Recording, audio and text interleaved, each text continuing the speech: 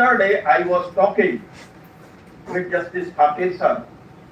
He referred the name of the Sri Ram sir. Why not we shall also invite him for this function? And it is his great grace. Only on my one telephonic call, he was agreed to participate in this function.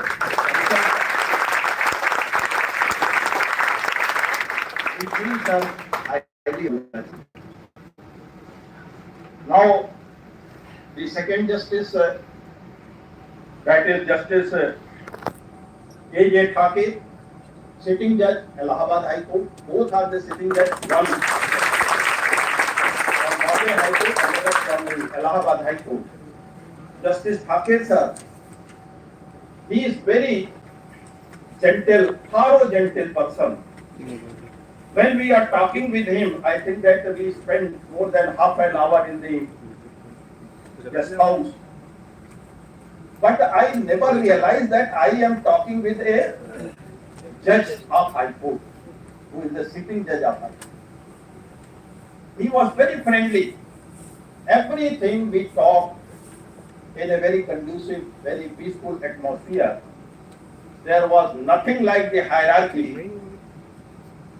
In words, he was very generous, very gentle, and he also assured me that whenever you realize my need, I am ready to come in Banaras and do it. I think that I have no word to express in the form of the thank that this is your generosity, that you come here, you grace this occasion. I welcome to all of you. Apart from that, we have a third guest also, who has been our district judge of the Varanasi, Dr. Ajay Vishwesh ji.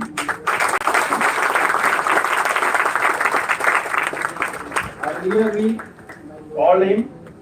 He was very generous, joined ourselves when we were celebrating this legal aid program. This was 9th September. He was very generous to come. Not only this, today he was also very much friendly, and when I offered him, he is also come because two High Court judges are here coming. His word was, no, I am coming. I also welcome you, sir. Whenever we have need, you always give or extend your help to this faculty. So, with this all, I think that I have spoken too much. Now, I welcome to all of you, sir. Apart from that, I also welcome to the Chief Judicial Magistrate, Ms. Karma ji, who is sitting among ourselves. He is also very generous, and mostly he is very much frequently visiting this faculty whenever we have a need. Our senior professor, their presence, no doubt, it encourages whole department to organize the function. So I also welcome to all the professors, senior professors who are present right now. Apart from that, we are our faculty member. They are also here, and they also giving the courage to me that at least we are very successful when we are organizing any function. I am also welcoming you to all of them. Apart from that, another section which is very important and indispensable for ourselves. Without that, the law school cannot be called as a law school of Banaras Hindu University. And that section is our student.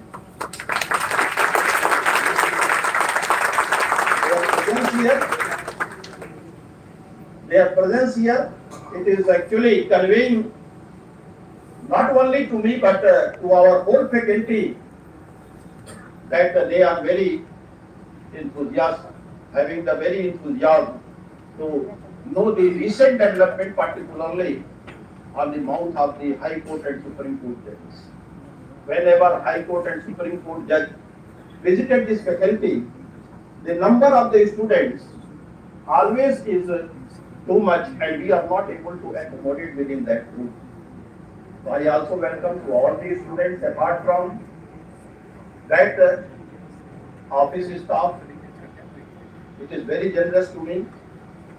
Every time the support is given from the side of my joint registrar and also from the side of my section officer, they always extending the help in any form. So I also welcome to you. And last but not the least, library is one of the things which is very connected to ourselves.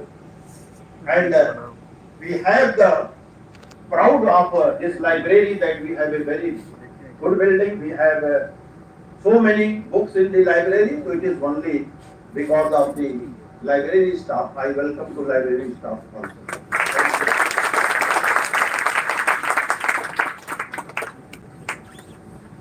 Thank you very much, sir. Now, before inviting our guests for their address, now I would like to request Professor D.K. Mishra, sir, for introduction of our dignitaries.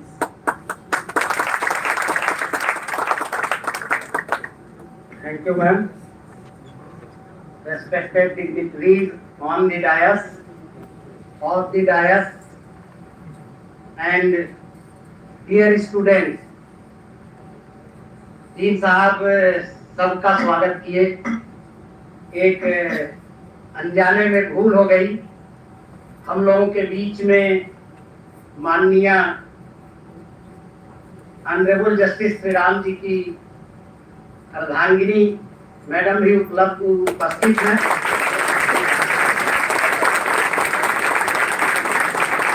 मैं आप सबसे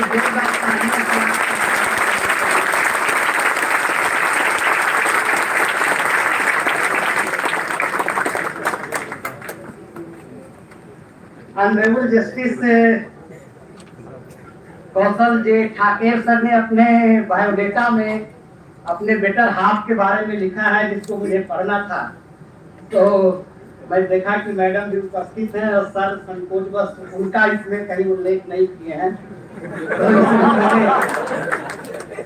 सोचा कि madam का पहले परिचय दिया जाए। मैडम भी यहाँ पर उपस्थित हैं, आपका बहुत बहुत स्वागत है। मुझे ये बड़ा सौभाग्य का क्षण महसूस हो रहा है कि आज इस परम पुनीत अवसर पर हम सब विधि के विद्यार्थियों के लिए संविधान ही हमारे लिए श्रीमद् भगवत गीता है, होली कुरान है और बाइबिल है। तो उसकी प्रस्तावना उद्देशिका की रीडिंग करने के लिए हम सब लोग यहाँ उपस्थित हैं। और सौभाग्यवश दो प्राचीनतम उच्च न्यायालयों के माननीय न्यायाधीशगण भी यहाँ पर उपस्थित हैं। Allahabad high court and Bombay high court is one of the oldest high courts of the India, and I have to give an introduction of these two justices. I'm just reading, but you will hear the words of wisdom of these two judges, and you will enjoy certainly. Justice Kaushal Jain Thakur, born on 4 September 1961 in a lawyer family, and completed his BSc from MG Science College, Ahmedabad, passed LLB from Sri L.S. Law College, Ahmedabad, and stood first in Gujarat University. Thereafter, pursued LLM in Commercial Group from LSR Law College. Thereafter, he joined the part-time lecturership also in L.A. Shah Law College and M.M. Shah Law College, Ahmedabad. He taught LLM at L.S. Shah Law College. Thereafter, directly he has been appointed as district judge in 1997. He has been appointed as additional judge of the High Court of Gujarat in 2013 and transferred to the Allahabad High Court in 2016. At present, which is very important for us, he is LLM, he is PhD also, and pursuing postdoctoral studies on compensatory jurisprudence from National Forensic Science University under the able guidance of Padma Dr. G.M. Vyas. He has also mentioned about his better half, Shrimati Nandini Thaker. मैं यहीं से उनको प्रणाम करता हूँ, वो यहाँ पर है नहीं, लेकिन मैं समझता हूँ कि उनका भी स्वागत करना हम लोगों का धर्म बनता है.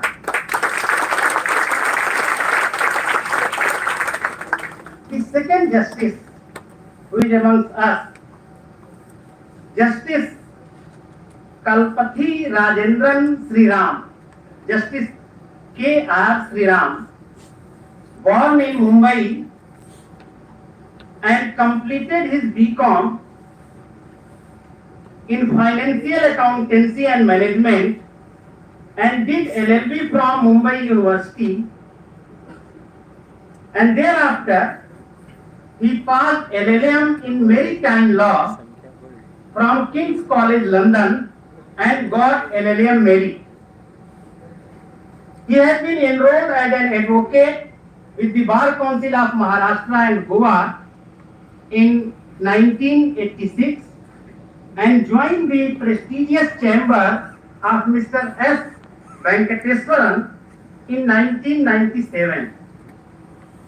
He served as member of the core committee, Admiralty Matters, for consideration of draft of unifying the original and appellate side rules of Bombay High Court. Later on, he was elevated as additional judge of the Bombay High Court in 2013 and confirmed as permanent judge of the Bombay High Court in 2016. And he is serving now in the same capacity. Madam के बारे में मैंने पहले ही कह दिया था कि madam यहाँ पर उपस्थित हैं और हम लोग उनका स्वागत कर चुके हैं. The next guest who is amongst us, doctor Ajay Krishna Vishwesh ji. मुझे ये बताते हुए अपार हर्ष हो रहा है कि डॉक्टर ए.के. विश्वेश सर के पिताजी इस लॉ फैकल्टी BHU के सेकेंड LLM रहे. वो यूनिवर्सिटी में लॉ के प्रोफेसर थे, प्रोफेसर S.D. शर्मा जी. वो जब इस फैकल्टी में आते हैं अपनी पुरानी स्मृतियों में खो जाते हैं. मैं उनका भी स्वागत करता हूं और जितने भी लोग इस सभागार में आज इस क्षण उपस्थित हैं, डीन साहब की तरफ से स्वागत हो चुका है, लेकिन मैं इस संक्षिप्त परिचय के बाद एक बार पुनः आप सब लोगों का स्वागत करते हुए अपनी वाणी को ध्यान देता हूँ. जय हिंद, जय भारत, जय संविधान. Thank you very much, sir. Now it's the time to listen the valuable address of our guest. So first of all, now I would like to invite Honorable Mr. Justice K.R. Sriram sir, Judge Bombay High Court, for his address.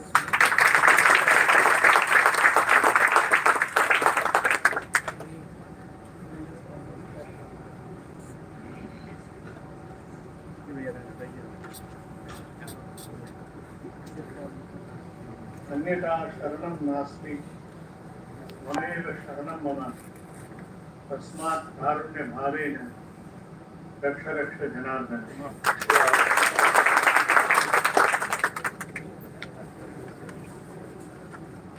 My brother Justice Thakur, distinguished Dr. A.K. Vishwas, Professor Abhishek, all professors and teaching staff, and the most importantly, the future leaders of the bar.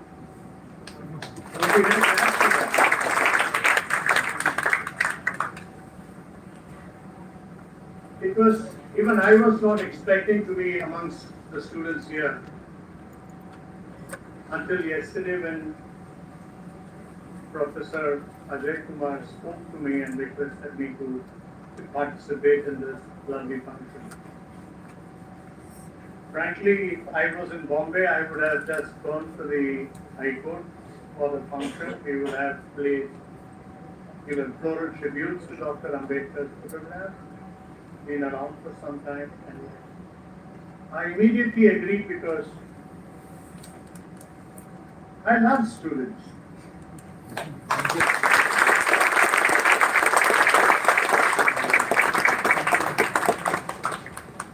The life that we live is quite a secluded life. And when we speak to students, they are totally not judgmental. The students have so many doubts, so many questions, and it is the duty of all the elders to, even you may find some of them to be a little obnoxious, something very interesting, something which may be silly, but they have a doubt. It is the duty of everyone to solve the doubt because they are the future. The fact that they are asking questions, they have doubts, shows they are applying their mind. Why have you all met here today? Why have you all assembled here today? Is to celebrate the Constitution Day. All the students, I would assume, would have come prepared. And that reminds me of what I'm going to read. Please, I should tell you, that reminds me of the person who had named this child Google form. They said, why have you called your child Google form? The child who says, एक सवाल पूछो 10 जवाब देती है. So in Google today you will know a lot about Constitution Day, which is celebrated today, that is 26th November every year, to commemorate the adoption of the Constitution of India and to honor Dr. B.R. Ambedkar. The Constituent Assembly took 165 days, 11 sessions spread over nearly 3 years to prepare the draft and finalize it. It was adopted on 26 November 1949 and signed on 24 January 1930 by 284 members of the Constituent Assembly. It is the lengthiest and most detailed written constitution in the world that indicates the effort that has gone into to create this magnum opus. Dr. B.R. Ambedkar said, the Constitution had not only a vision of the future but also an inert message of peace and tranquility. Democracy is not merely a form of government, it is primarily a mode of associated living, of conjoined communicated experience. It is essentially an attitude of respect and reverence towards fellow men. Various segments of Indian society were represented. Members of the assembly included people from Hindus, Sikhs, Muslims, people from different castes and tribes, and primarily women also. It's a fundamental document which represents the aspiration of the people of India. Because it begins with the word, we, the people of India, which denotes that the people of India are the ultimate leaders. People's power is exercised at the ballot box. The Constitution is handed over by the people of India themselves, and not from a king or any outside power. It, being a modern constitution, was ahead of its time as it granted voting rights to all its citizens. The Constitution also emphasizes in principle the principle of justice, equality, liberty, and fraternity, which are the main objectives of the Constitution. All the laws laid down by the legislature will have to be drafted keeping in mind these principles. Thus, the ultimate goal of the Constitution is to protect the dignity of the individual and the unity of the nation.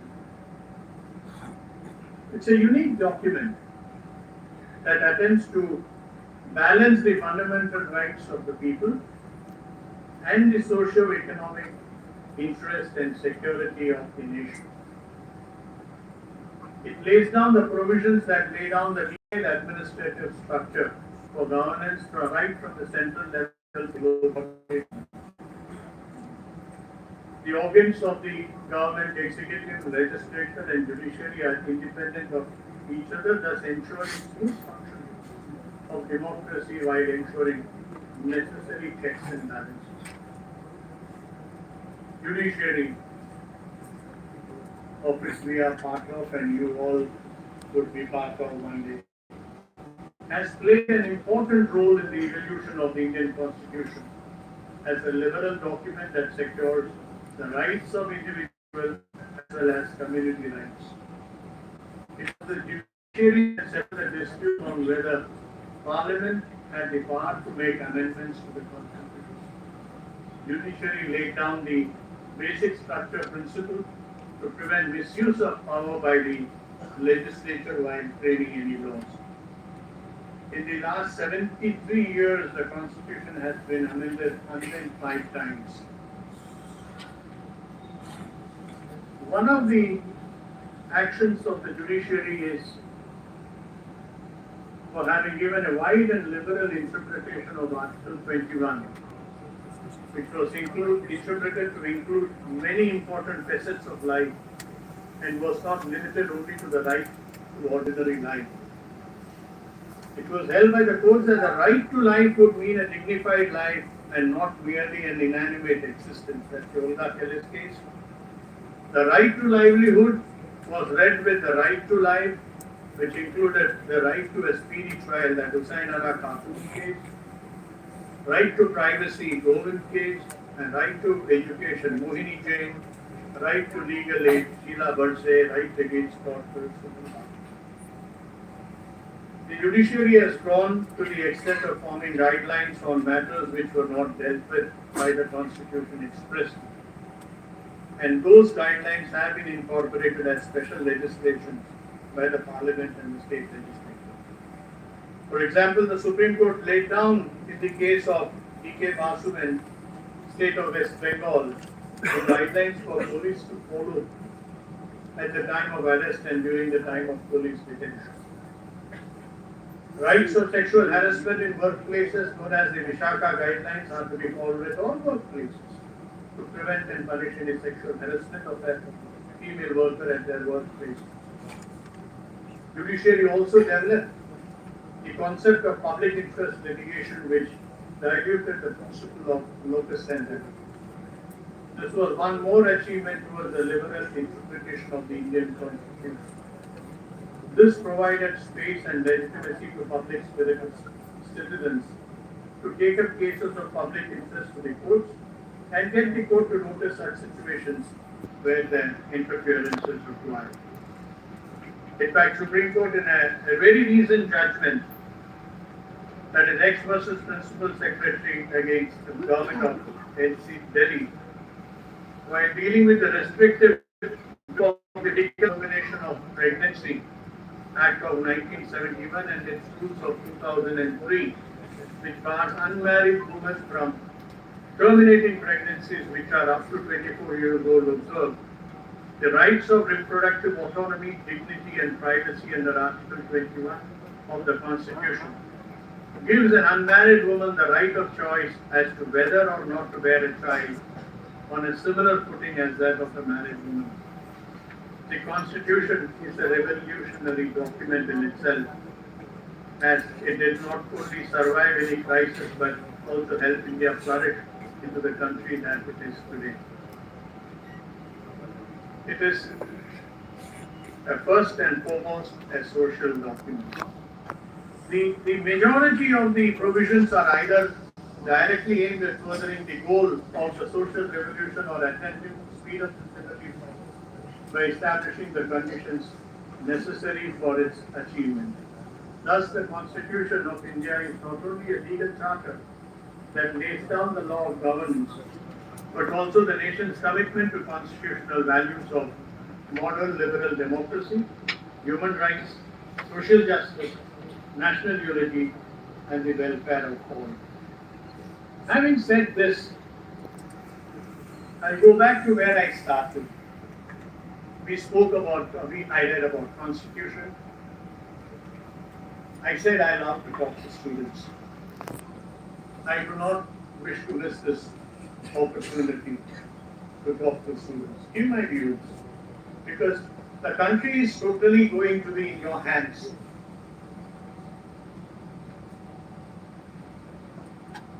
And it is, you are going to be taking the country ahead. Or going ahead very well, you would take it further. The legal profession, you must keep in mind, is one of the finest professions you will come across.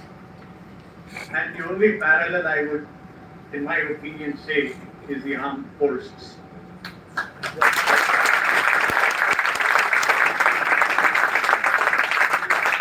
Because like in the army, the legal profession also is one man's mind against another man's mind. It's a brilliant mind game. So you will have to sharpen your mind. It's not just a person going ahead and going with a gun, but it's a man who starts, who strategizes, who should know what the defense, what is the strength, what is the weakness of the opponent, and then devise a strategy how to attack. So when you go to a court of law, for use of better expression, I would say that, for want of better expression, I would say you're like going for a war. You should be prepared like you are going for a war. There are of course many litigations which need not be adversarial and which are basically non-adversarial, but when you are looking at a contractual dispute, coming from Bombay, I've been a commercial lawyer and been a commercial judge all through until a year and a half when I was made to do direct taxes and then later indirect taxes, and now I'm back hearing all appeals, arbitration, commercial appeals, etc. So it's where you really have to apply your mind. The other thing students should realize, when you all become lawyers, yes, money is required. Nobody can live in this world on love and fresh air. But that should not be your sole aim. A slip will be a downslide throughout. You will never be able to rise up. So therefore, and you must also keep in mind that when a litigant comes to you, I said litigant, because clients would come to you even in a non-litigation situation to draw up an agreement or draw up a document. When a person comes to you asking you to take up a case for him or her, you must realize the person is in agony, is distressed. He really is coming to you asking you to get him or her justice. Please do not exploit their situation. Get him justice. I'm reminded of what my mother told me, my late mother, and the day I was called to the bench, when I went through in the evening, after the first day as a judge, I was all excited. Maybe a judge, but you're a human being end of the day. I was all excited. I sat with my wife, my mother, to tell what happened in the day. And my mother told me, she said, son, in the olden days, people would go to the king seeking justice. If the king is far, they would go to the temple, ring bell, cry, pray to God for justice. But today onwards, they are going to come to you. You are at par as a judge at the same level as in olden days people were treating kings and God. Do not betray that faith. Do not betray that. And I would confess that my mother's advice has driven me all these days. I will have another 3 years to go through. Respect the court. Please, there are unfortunately certain elements in the judiciary who create a ruckus, who do everything for the people. Because the general public faith in judiciary should never be eroded. Because the last recourse for a person is to go two places you don't really go is to a hospital and to the court of law. And the faith that you go to a hospital, I will get cured, I will get treatment, or you go to court, I'll get justice, that should never be eroded. And please respect the great persons who are sitting here. Because it is thanks to the teachers that I am standing here and speaking. If the teachers had not made a sacrifice in their career, in their growth, and loved the teaching, we would not be here. There will be no students. Therefore, please, even after you are 70 years old, if you meet a 90-year-old teacher, please go and take their blessings, pay your respect to them. Because ultimately, it is the Guru which makes you what you are today. Another temptation as students you will come across, try to make friends with the judge. Please do not even attempt to become friends with judges. Because that is one way of you participating in erosion of faith in the judiciary. Please do not try to do any networking. And finally, you're all here. Your parents have been able to spend money on your education, not only just from primary school, but also to do this law. They're spending on your hostels. You're so lucky, so blessed. There are millions of children in this world who do not even get basic education. Please, you must all take an oath today that in your lifetime you will help at least one child to complete its full education.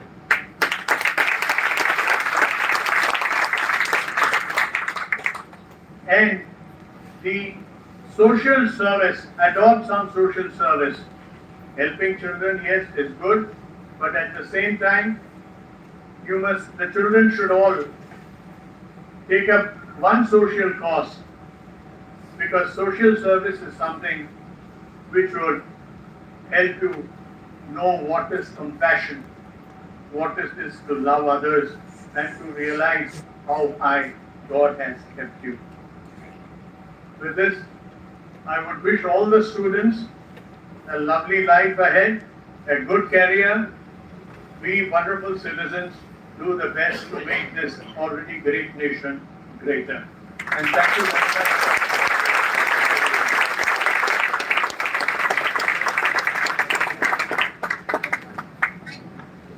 Thank you very much, sir, for your thought-provoking address. Now, I would like to invite Honorable Dr. Justice Kaushal J. Thakir, sir, Judge, Allahabad High Court, for his valuable address.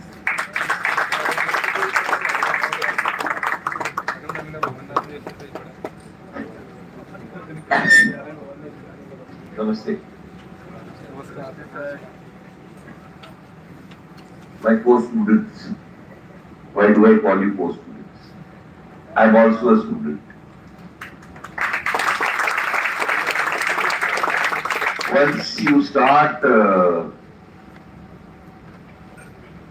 your career in the law faculty, till you go to your grave, I use the word grave, you're a student. Why? Why do I say so? Even after years and years and years of research work, when some new case comes to you, पहला you will talk to your junior. ये कल तक तो देखा नहीं, ये क्या हो गया? ये क्या नया मामला है? ये किसी लॉ बुक में है कि नहीं? सर है। 2020 में जस्टिस श्रीराम साहब का जजमेंट है कि नहीं, वो तो बहुत पुराना हो गया, गूगल सर्च करो। See, Google will not give you every damn thing. What your professor sitting here will give you in that 45 minutes of you attending the lecture, Google will not give you. It will give you. It will definitely give you. It will give you multiple choice questions. Why I am saying so? And why do I address the audience first? My Lord Justice Shriram and Madam Shriram may pardon me. This was what I was taught by Justice Dalmadikar in my first function, where I had taken him to a rural place where we had 35 Adivasi people who had come, and he started, Mere Patyare Bhaiyo Bhaiyo. And all the 8 sitting Supreme Court judges and the High Court judges were stunned. What is this going out of the protocol? The protocol is you normally address the people on the dais. तो वो भी हटके थे। दूसरी एक बात, my Lord Justice Shriram, Madam Shriram, the Dean of the Faculty, my professor brothers and sisters, my beloved District Judge, Dr. Saab and my CJM, the library staff who took me along to the library and showed that you had also switched over to the digital library. And on a constitutional day, I had the shock of my life that we had, let me put it like this, when we adopted the constitution, there was no word like socialist. I was talking to my mentor before half an hour.